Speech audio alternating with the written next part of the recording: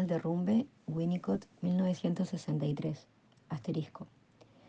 Este trabajo fue publicado en el International Journal of Psychoanalysis, 1974. La fecha en que fue escrito es incierta. Hay algunas pruebas de que había sido preparado para una conferencia que Winnicott pronunció en la Clínica Davidson de Edimburgo en el 1963, donde finalmente leyó otro trabajo. Más o menos por esta misma época, Winnicott utilizó el mismo material para el posfacio de su artículo Classification en 1964, incluido en The Maturational Process and the Facilitating Environment.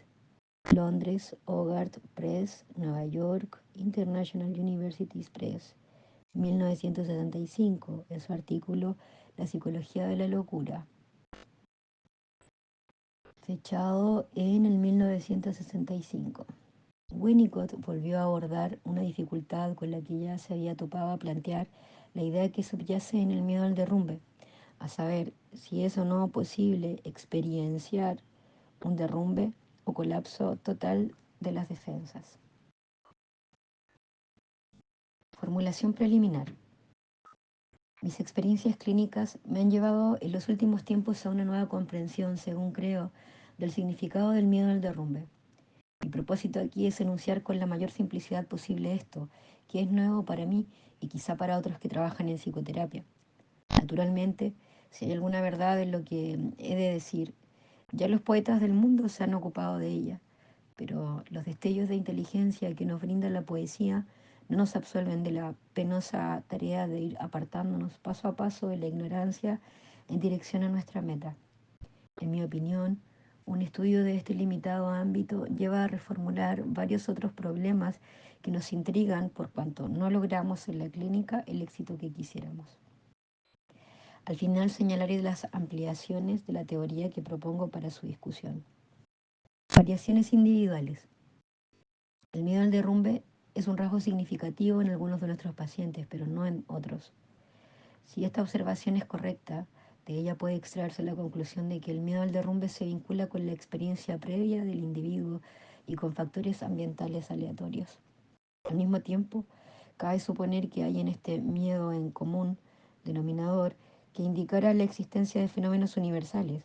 Estos son, en verdad, los que vuelven posible para cualquiera de nosotros conocer empáticamente lo que siente un paciente cuando presenta este miedo en forma aguda. De hecho, lo mismo puede decirse de cada detalle de la locura de una persona loca. Todos lo conocemos, aunque tal vez ese detalle particular no nos moleste. Aparición del síntoma. No todos los pacientes nuestros que presentan este miedo lo manifiestan al comienzo del tratamiento. Algunos sí lo hacen, pero otros tienen tan bien organizadas sus defensas que solo cuando ya se han hecho progresos considerables en el tratamiento, el miedo al derrumbe pasa a primer plano como factor dominante. Por ejemplo, un paciente puede presentar diversas fobias y una organización compleja para tramitarlas, de manera tal que la dependencia no surge prontamente en la transferencia. A la larga, la dependencia pasa a ser la protagonista principal, en cuyo caso los errores y fallas del analista se vuelven la causa directa de fobias localizadas. Por ello, el estallido del miedo al derrumbe. Significado de derrumbe. He empleado deliberadamente el término derrumbe, breakdown, porque es bastante vago y puede significar varias cosas. Asterisco. Entre otras acepciones, tiene las siguientes: quiebra, quebrantamiento, colapso, desperfecto, avería, malogro, fracaso. En general, dentro de este contexto, puede entendérselo como una falla de la organización de las defensas. Pero de inmediato nos preguntamos, ¿defensas contra qué? Y esto nos lleva a un significado más profundo del término, ya que necesitamos emplear la palabra derrumbe para describir ese estado de cosas impensables que está por debajo de la organización de las defensas. Se advertirá que si bien es útil pensar que en el ámbito de la psiconeurosis lo que subyace en las defensas es la angustia de castración, en el ámbito de los fenómenos más psicóticos que estamos examinando, lo que se aprecia es un derrumbe del establecimiento del self unitario. El yo organiza defensas contra el derrumbe de la organización yoica, que es la amenaza, pero nada puede organizar contra la falla ambiental, en tanto y en cuanto la dependencia es un hecho viviente. En otras palabras, lo que estamos examinando es una inversión del proceso de maduración del individuo. Esto me exige reformular brevemente las primeras etapas del crecimiento emocional. Crecimiento emocional. Primeras etapas. El individuo hereda un proceso de maduración. Esto lo lleva adelante en la medida en que exista un ambiente facilitador y solo en esa medida. El ambiente facilitador es en sí mismo un fenómeno complejo que demanda un estudio por sí. Lo esencial es que tiene una suerte de crecimiento propio y que se adapta a las cambiantes necesidades del individuo en crecimiento. El individuo pasa de dependencia absoluta a la dependencia relativa y de esta avanza hacia la independencia. En la salud, esta evolución tiene lugar a un ritmo tal que no deja la saga al desarrollo de la complejidad de los mecanismos psíquicos ligado al desarrollo neurofisiológico. Puede describirse el ambiente facilitador como un sostén que evoluciona hacia una manipulación, handling, a la que se agrega la presentación del objeto. En un ambiente tal, el individuo tiene un desarrollo que puede ser clasificado como una integración, a la que se agrega una residencia, Antverling, o relación psicosomática, seguida de la relación con el objeto. Esta es una grosera y exagerada simplificación, pero puede bastar en este contexto. Se observará que en esta descripción el avance en el desarrollo se corresponde estrechamente con la amenaza de un movimiento retrógrado y las defensas contra esta amenaza en la enfermedad esquizofrénica. Dependencia absoluta.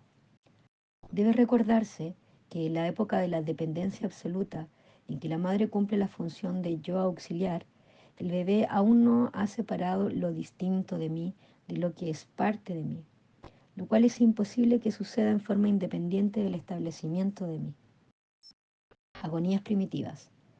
A partir de este esquema es posible enumerar las agonías primitivas. La palabra angustia no es suficientemente intensa en este caso. He aquí algunas. 1. Retorno a un estado de no integración. Defensa, desintegración. 2. Caer para siempre. Defensa, autosostén. 3. Pérdida de la relación psicosomática. Falla de residencia. Defensa, despersonalización. 4. Pérdida del sentido de lo real. Defensa, explotación del narcisismo primario. 5. Pérdida de la capacidad para relacionarse con los objetos. Defensa, estados autistas, relación exclusiva con los fenómenos del self. Y así, sucesivamente. La enfermedad psicótica como defensa. Es mi intención mostrar aquí que lo que vemos en la clínica es siempre una organización defensiva, incluso en el autismo y la esquizofrenia infantil. La agonía subyacente resulta impensable. Es erróneo pensar en la enfermedad psicótica como un derrumbe. Es una organización defensiva relacionada como una agonía primitiva y que habitualmente logra su propósito, excepto cuando el ambiente facilitador ha sido no deficiente, sino atormentador, que es quizá lo peor que le puede suceder a un bebé humano. Enunciación de la temática fundamental. Estoy ya en condiciones de enunciar mi principal afirmación, que resulta muy simple. Sostengo que el miedo clínico al derrumbe es el miedo a un derrumbe ya experienciado. Es el miedo a la agonía original que dio lugar a la organización defensiva desplegada por el paciente como síndrome mórbido. Esta idea puede serle o no de utilidad inmediata al clínico. No podemos apresurar a nuestros pacientes. Sin embargo, podemos detener su avance a la raíz de una ignorancia genuina. Cualquier pequeño fragmento de comprensión tal vez nos ayude a mantener el ritmo de las necesidades de un paciente. De acuerdo con mi experiencia, hay momentos en que el paciente necesita que se le diga que el derrumbe, el miedo, el cual está destruyendo su vida, ya tuvo lugar. Es un hecho escondido en el inconsciente que se lleva de aquí para allá. En este caso, el inconsciente no es el inconsciente reprimido de la psiconeurosis, ni el inconsciente de la formulación freudiana acerca de esa parte de la psique está muy próxima al funcionamiento neurofisiológico. Tampoco es el inconsciente de Jung, que yo designaría así, todas las cosas que pasan en cavernas subterráneas, o en otras palabras, la mitología del mundo, donde se produce una convivencia entre las realidades psíquicas internas del individuo y de la madre. En este contexto particular, inconsciente significa que la integración yoica no es capaz de abarcar algo. El yo es demasiado inmaduro como para recoger todos los fenómenos dentro del ámbito de la omnipotencia personal. Aquí podría preguntarse, ¿por qué sigue preocupándose el paciente por esto que pertenece al pasado? La respuesta ha de ser que la experiencia original de la agonía primitiva no puede convertirse en tiempo pasado a menos que el yo sea capaz primero de recogerla dentro de su experiencia presente y su control omnipotente actual, presumiendo que la madre analista cumpla la función de auxiliar del soporte del yo. En otros términos, el paciente debe seguir persiguiendo ese detalle del pasado que todavía no fue experienciado, que adquiere la forma de una búsqueda de ese detalle en el futuro. A menos que el terapeuta pueda operar con éxito sobre la base de que ese detalle es ya un hecho, el paciente tendrá que seguir temiendo encontrar lo que busca compulsivamente en el futuro. Por otro lado, si el paciente está en condiciones de aceptar de algún modo esta extraña especie de verdad, que eso que todavía no ha sido experienciado sucedió, empero en el pasado, queda abierto el camino para experienciar la agonía de la transferencia como reacción frente a las fallas y errores del analista. El paciente podrá tramitar estos errores si la dosis no son excesivas y podrá dar cuenta de cada falla técnica del analista como contratransferencia. Dicho de otro modo, poco a poco el paciente recoge la falla original del ambiente facilitador dentro del ámbito de su omnipotencia y de la experiencia de omnipotencia que corresponde al estado de dependencia, hecho transferencial. Todo esto es muy arduo, penoso y lleva tiempo, pero de cualquier manera no es fútil. Lo fútil es la alternativa que ahora pasaremos a examinar. La futilidad en el análisis.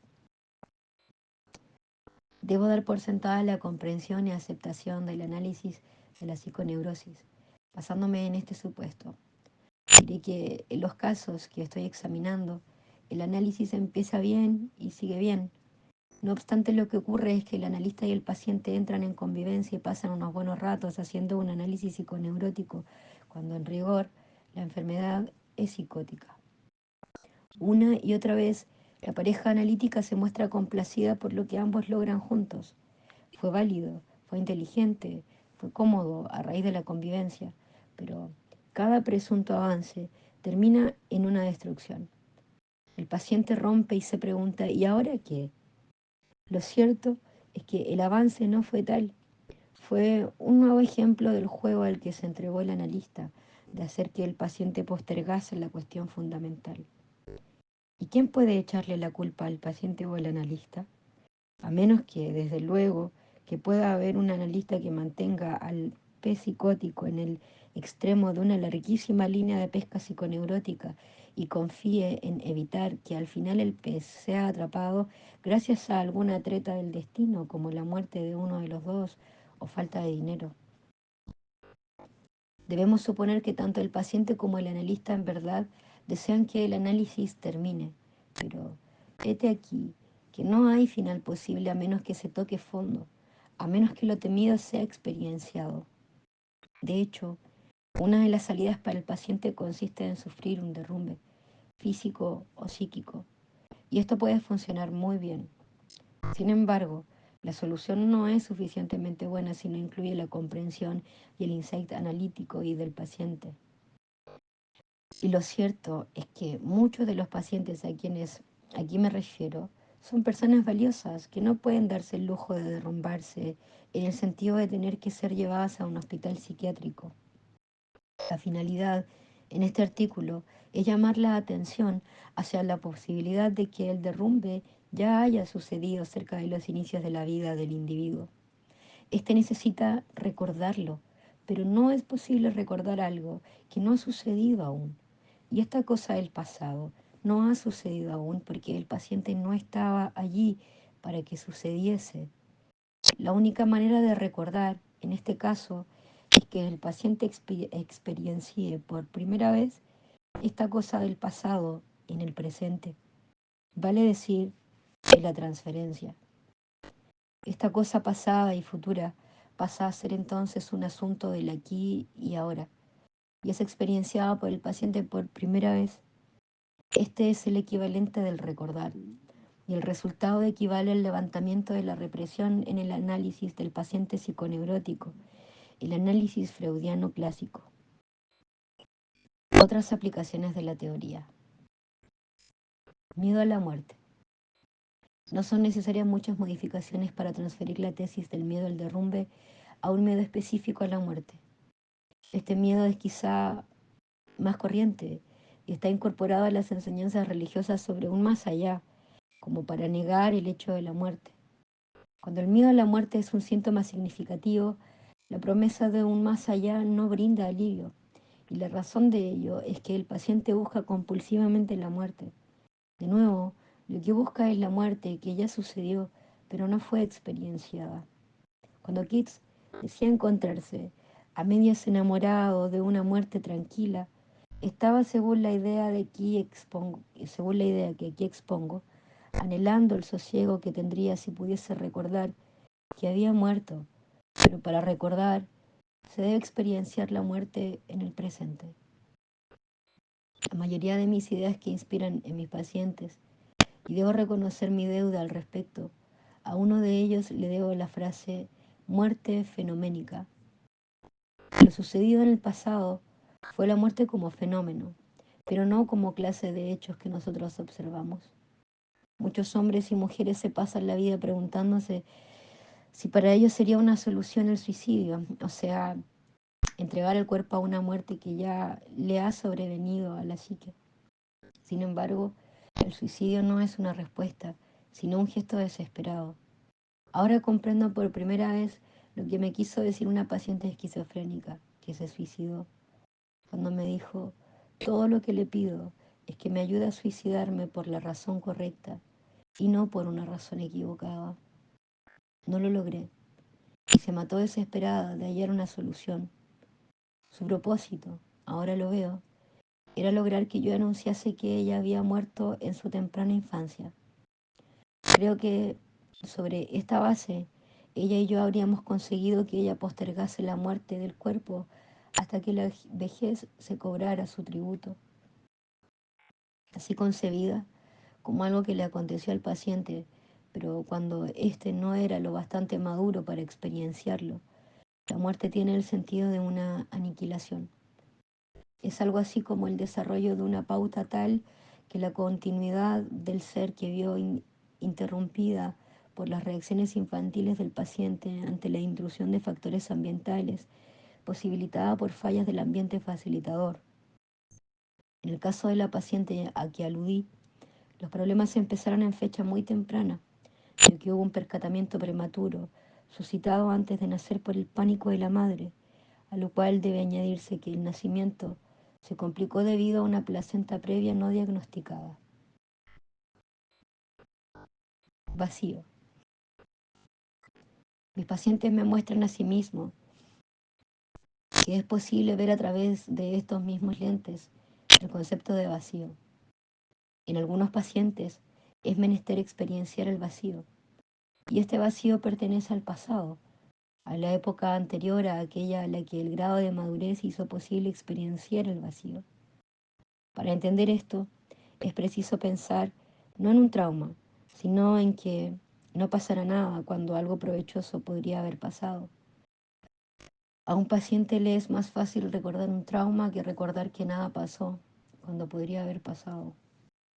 En ese momento, el paciente no sabía qué podría pasar y por ende nada pudo experienciar, salvo advertir que algo podría haber sido.